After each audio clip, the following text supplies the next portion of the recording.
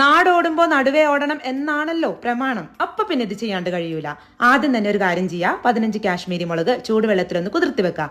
ഇനി ഒരു ബൗളിലേക്ക് ഒരു 15 ചെറിയുള്ളിയും വലിയൊരു തക്കാളിയും ഒരു വലിയ കഷ്ണം ഇഞ്ചിയും ഒരു തടം വെളുത്തുള്ളിയും ഒരു പിടി മല്ലിയിലയും പൊടികളായിട്ട് മഞ്ഞൾപ്പൊടി, മല്ലിപ്പൊടി, ഗരം മസാല, പിന്നെ നമ്മൾ കുതിർത്തി വെച്ചാകുന്ന മുളകും, ആവശ്യത്തിന് ഉപ്പും, ഒരു 3 ടേബിൾ സ്പൂൺ വിനാഗിരി ഒഴിച്ച് നല്ല പോലെ അങ്ങ് അരച്ചെടുക്കുക. ഇനി ഞാനിവിടെ 1 കിലോ തൂക്കം വരുന്ന ചിക്കനാണ് എടുത്തിട്ടില്ലേ, അതൊരു ഫോർക്ക് വെച്ച് കുത്തി കൊടുത്തിട്ട് അരച്ചു വെച്ചിരുന്ന പേസ്റ്റ് ചേർത്ത് കൈ വെച്ച് തന്നെ നല്ലപോലെ എല്ലാ ഭാഗത്തേക്കും ആക്കി കൊടുത്ത് കുറഞ്ഞത് 4 മണിക്കൂറെങ്കിലും റെസ്റ്റ് ചെയ്യാൻ വെക്കണം.